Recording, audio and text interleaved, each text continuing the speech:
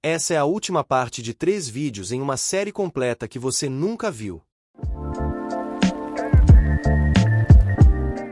A narrativa dos magos do Oriente em Mateus 2 versos 1 até 12, apesar de ser a única menção canônica, gerou um campo vastíssimo de curiosidade e especulação ao longo da história. Por isso, desde os primeiros séculos do cristianismo, surgiram relatos extrabíblicos, tradições orais e textos apócrifos tentando preencher as lacunas deixadas pelo Evangelho. Neste capítulo, exploraremos essas fontes extrabíblicas e como elas influenciaram a imagem popular dos magos, além de analisar como alguns autores da antiguidade tentaram explicar ou expandir essa visita enigmática. Embora nem todas as fontes sejam confiáveis do ponto de vista histórico, são fundamentais para entender o desenvolvimento da tradição cristã em torno desses personagens. Os chamados evangelhos apócrifos são escritos cristãos antigos que não foram incluídos no cânon oficial da Bíblia, mas que tentam contar aspectos desconhecidos da vida de Jesus. Entre eles, alguns se dedicaram a expandir a história da infância de Jesus e dos magos. Proto-Evangelho de Tiago, século II. Esse evangelho foca na infância de Maria e no nascimento de Jesus. Embora mencione poucos magos, ele fornece detalhes sobre o nascimento em Belém, a caverna em vez do estábulo, e reforça a virgindade de Maria. O mais importante é perceber que, já no século II, havia interesse popular crescente em saber mais sobre os eventos ligados à Natividade, incluindo os visitantes do Oriente. Evangelho Armênio da Infância, século VI. Esse texto apresenta uma versão mais elaborada da visita dos magos, incluindo seus nomes, rostos, nacionalidades e até mesmo a duração da jornada. Segundo ele, os magos foram guiados por um anjo em forma de estrela e tiveram uma visão celestial do nascimento. O relato diz que, após a visita, eles retornaram aos seus reinos e começaram a evangelizar seu povo, tornando-se, simbolicamente, os primeiros missionários gentios. Evangelho Árabe da Infância, séculos VI e VII. Esse apócrifo também oferece uma narrativa expandida. Fala de 12 magos e de uma caravana majestosa, com soldados e servos, que teria chamado a atenção de todo o povo de Jerusalém. Aqui, a estrela é descrita como muito mais que um corpo celeste, uma luz viva, que se movia, falava e iluminava o caminho de maneira sobrenatural, reforçando a interpretação milagrosa da narrativa de Mateus. Além dos evangelhos apócrifos, diversos autores cristãos dos primeiros séculos comentaram sobre os magos em seus escritos. Embora não tenham convivido com os eventos, suas interpretações moldaram o entendimento teológico da tradição cristã. Justino Mártir, século II. Foi um dos primeiros a sugerir que os magos poderiam ter vindo da Arábia, devido à menção do incenso e da mirra, produtos típicos daquela região. Ele os via como adoradores do verdadeiro Deus, mesmo antes de conhecerem Cristo diretamente. Orígenes, século III. Afirma que eram 3 magos, associando-os aos 3 presentes. Ele destaca a espiritualidade dos magos, defendendo que eram homens sábios, versados nas escrituras e profecias messiânicas, e que Deus usou seu próprio campo de conhecimento, a astrologia, para levá-los até Jesus. Tertuliano, século III. Foi um dos primeiros a chamar os magos de reis, conectando-os diretamente às profecias do Antigo Testamento, como Isaías 60 e Salmo 72. Ele reforça a ideia de que, mesmo sendo gentios, os magos reconheceram o Messias antes dos próprios líderes de Israel. Em algumas regiões do Oriente Médio, particularmente no Irã e na Síria, existem tradições orais preservadas que identificam os magos como ancestrais espirituais ou mesmo como santos orientais venerados antes mesmo da chegada do cristianismo institucional.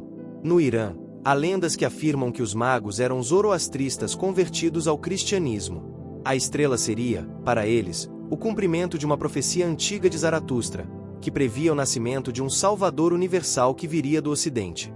Essa crença, embora não confirmada historicamente, mostra como a figura dos magos ultrapassou fronteiras religiosas e foi incorporada em múltiplas culturas como um símbolo de revelação divina e busca pela verdade. Embora o Talmud não mencione os magos de Mateus, há referências a sábios orientais e astrólogos que buscavam sinais do Messias. O Midrash fala de reis e profetas gentios que conheciam as profecias messiânicas, o que abre espaço para uma conexão com a narrativa dos magos. Com o avanço dos estudos históricos e arqueológicos nos séculos 19 e 20, alguns estudiosos começaram a ver a história dos magos como um Midrash cristão, ou seja, uma releitura simbólica de textos proféticos antigos, criada por Mateus para reforçar a universalidade da missão de Jesus.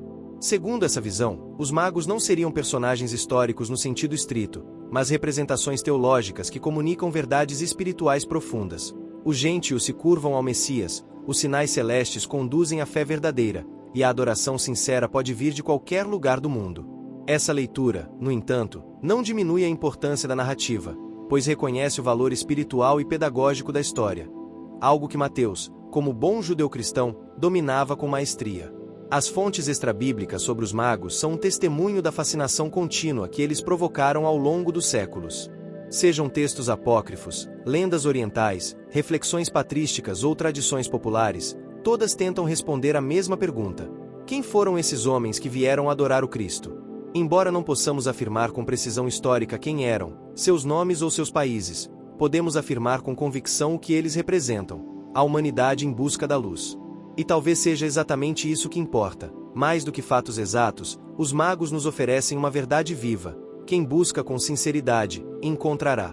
A presença dos magos do Oriente na narrativa do nascimento de Jesus tem causado fascínio não apenas entre cristãos, mas também entre estudiosos de religiões comparadas. Afinal, esses personagens parecem carregar uma sabedoria que transcende a tradição judaica e se conecta com práticas espirituais do Oriente, como a astrologia, a busca pelo divino e a interpretação de sinais celestes. Neste capítulo, vamos fazer uma análise comparativa entre os magos e figuras semelhantes em outras religiões e tradições espirituais, refletindo sobre o arquétipo do sábio estrangeiro e sua relevância no contexto da espiritualidade universal. Em praticamente todas as grandes tradições religiosas da humanidade, existe a figura do homem sábio, do vidente, do profeta ou do sacerdote, que se dedica a buscar o sentido último da existência. Esses buscadores espirituais, muitas vezes, não estão presos a sistemas rígidos de crença, mas atuam nas fronteiras entre o céu e a terra, entre a ciência e o misticismo, entre o conhecimento e o mistério. É esse tipo de figura que os magos representam: homens que leem os céus, ouvem o silêncio do mundo, reconhecem os sinais e agem com fé, mesmo sem terem todas as respostas. Essa postura pode ser observada em diversas tradições. Como vimos anteriormente, o termo magos, magoi, tem raízes na casta sacerdotal do zoroastrismo, religião fundada por Zaratustra na Pérsia. Os magos zoroastristas eram estudiosos dos astros e das escrituras sagradas, como a Avesta, além de intérpretes de sonhos e presságios. A fé zoroastrista possuía conceitos surpreendentemente próximos do cristianismo. Um Deus único, Ahura Mazda. A luta cósmica entre bem e mal. A vinda de um salvador escatológico, Saoxian. O juízo final, céu, inferno e imortalidade da alma. Dessa forma, a visita dos magos ao menino Jesus pode ser vista como um encontro profético entre duas tradições monoteístas que, separadas pela geografia, ainda assim ansiavam pela mesma luz divina. Na tradição hindu, há o conceito dos rishis, sábios e videntes que, por meio de meditação, ascetismo e comunhão com os deuses, recebiam revelações profundas sobre a realidade e o cosmos. Alguns textos védicos falam de sinais celestes que indicam o nascimento de grandes mestres ou avatares, como Krishna. Em algumas lendas, brahmanes viajam para encontrar a criança divina e lhe oferecer reverência. Embora essas tradições não tenham relação direta com o nascimento de Jesus, o paralelismo simbólico é claro. Sábios que, atentos aos sinais do céu, reconhecem a encarnação do sagrado em forma humana. A tradição judaica possui várias referências a profetas e sábios gentios que reconheceram o agir de Deus. Melquisedeque, rei de Salém, sacerdote do Deus Altíssimo, Gênesis 14. Balaão, vidente que profetizou sobre a estrela de Jacó, Números 24 verso 17. Os sábios do Egito e da Babilônia, com quem Daniel e José interagiram. Esses personagens mostram que a revelação divina, ainda que tenha seu centro em Israel, não está limitada a ele. O Deus de Israel pode, e frequentemente o faz, usar estrangeiros para comunicar verdades espirituais. Os magos, portanto, se encaixam nessa linha de sábios de fora que, de alguma forma, estão mais sensíveis aos sinais de Deus do que os próprios líderes religiosos de dentro.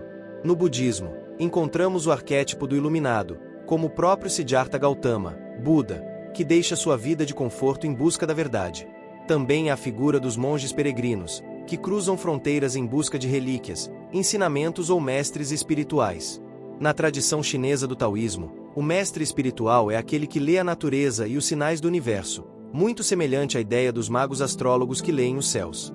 A ideia de que a sabedoria espiritual transcende fronteiras culturais e religiosas é comum nessas tradições, e ecoa profundamente na narrativa dos magos de Mateus. Joseph Campbell, estudioso das religiões comparadas, identificou nas narrativas de todas as culturas o que chamou de um monomito, a jornada do herói. Dentro dessa jornada, há sempre um momento em que o herói encontra um mestre, sábio ou guia que lhe aponta o caminho. Os magos do Oriente cumprem esse papel, não como guias do menino Jesus, mas como reconhecedores do sagrado. Eles validam, através de seus dons e sua reverência, que aquela criança é especial e que sua missão é divina. A figura dos magos nos desafia a ver além das fronteiras religiosas. Em um mundo frequentemente dividido por credos, os magos nos lembram de que a verdadeira espiritualidade reconhece a luz, onde quer que ela brilhe. Eles não eram judeus. Não tinham acesso direto às Escrituras. Não faziam parte do povo da aliança. Mas souberam ler os sinais dos céus, crer no invisível, e seguir com fé até encontrarem a verdade, e se ajoelharem diante dela. Essa é uma mensagem poderosíssima para os tempos atuais. Deus não está restrito a um templo, uma denominação ou uma doutrina. Ele se deixa encontrar por quem o busca com sinceridade, seja qual for sua tradição. Ao compararmos os magos do Oriente com figuras similares em outras tradições, percebemos que eles não estão sozinhos. A busca pelo divino, a leitura dos sinais, a reverência diante do mistério, tudo isso é um anseio universal da humanidade. A presença dos magos na narrativa cristã mostra que Deus fala em muitas línguas, por muitos meios, e a muitos povos. E aqueles que têm olhos atentos e corações abertos serão guiados, cedo ou tarde, até a luz que transforma. A história dos magos do Oriente não é apenas um relato distante, preservado em páginas antigas. Ela fala diretamente ao coração do ser humano moderno, especialmente aqueles que ainda vivem a tensão entre a fé e a razão, entre a busca e o encontro, entre o visível e o invisível. Neste capítulo, vamos explorar as dimensões espirituais e contemporâneas que essa narrativa oferece. O objetivo é perceber como os magos, mais do que personagens históricos, são espelhos de nossa própria jornada espiritual. Eles representam o anseio da alma por algo maior, a coragem de deixar para trás o conhecido, e a disposição para se curvar diante do sagrado.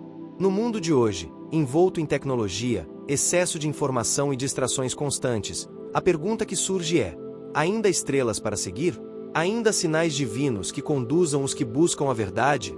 A resposta é sim, mas é preciso olhos treinados para ver. Os magos não seguiram qualquer luz. Eles discerniram um sinal específico, que se destacou no meio de muitos. E mais, souberam agir a partir dele.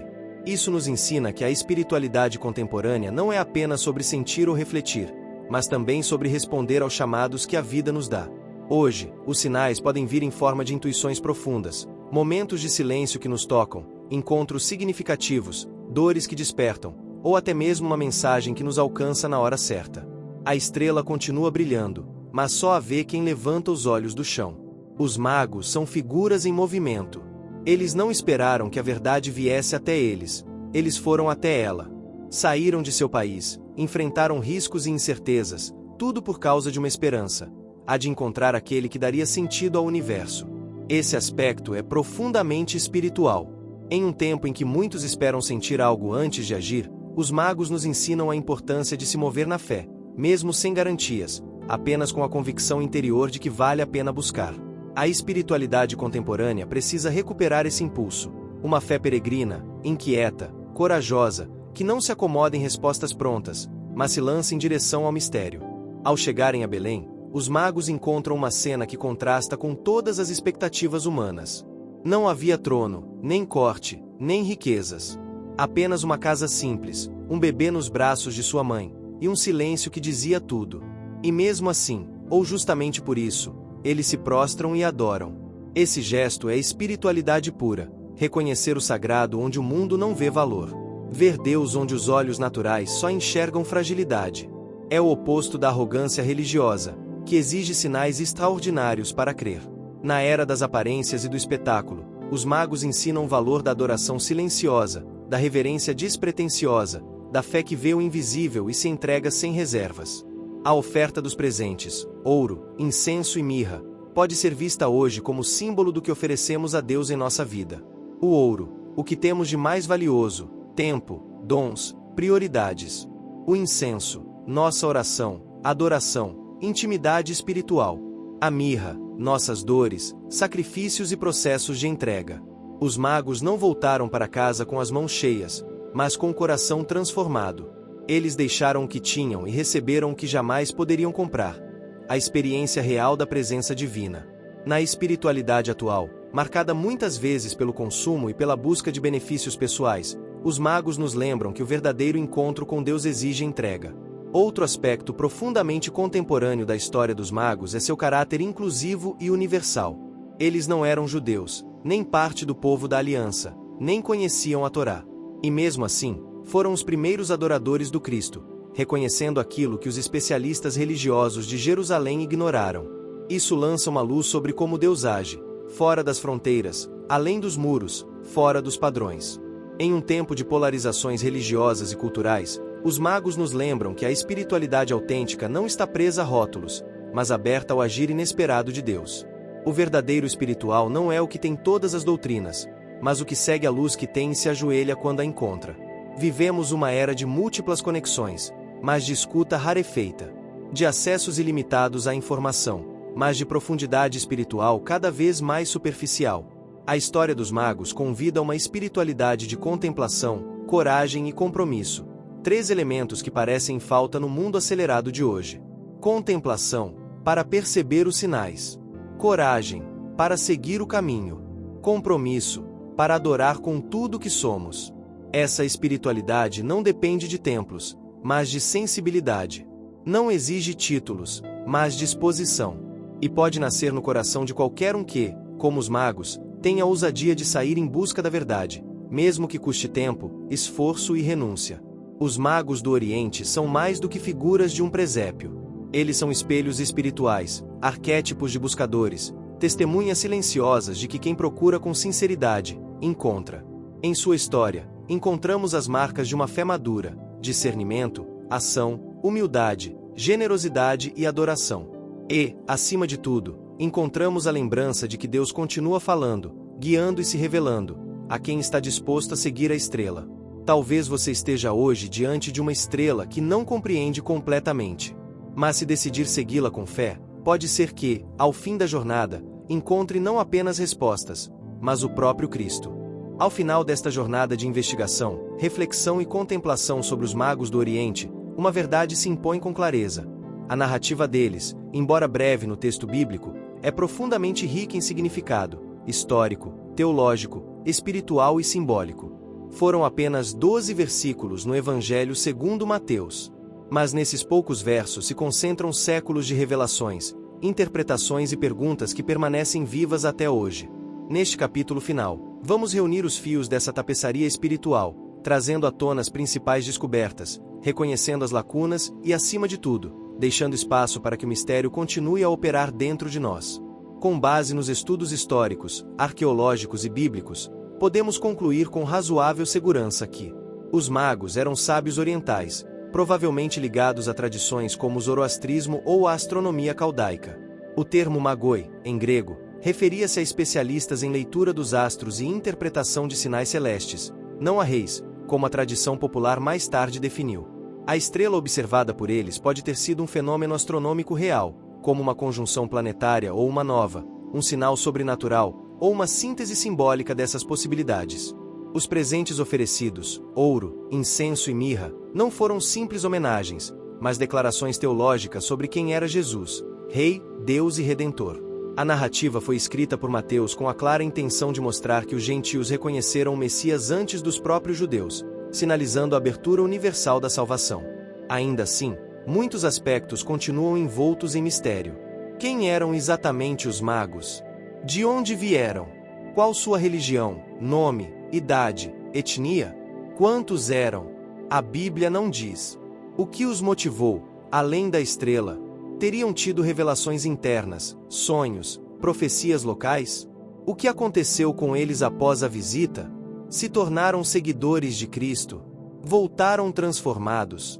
Essas perguntas sem resposta nos lembram de que nem toda narrativa espiritual precisa ser completamente explicada para ser verdadeiramente significativa. O mistério, longe de ser um obstáculo à fé, é muitas vezes o terreno fértil da experiência espiritual.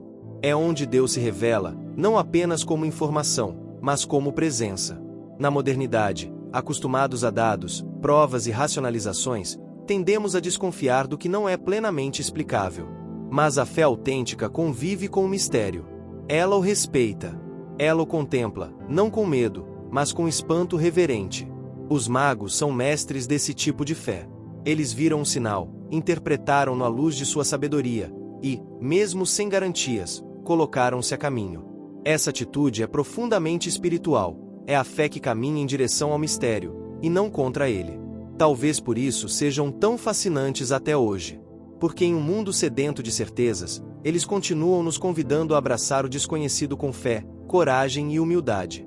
A presença dos magos na narrativa do nascimento de Cristo não é apenas um detalhe exótico.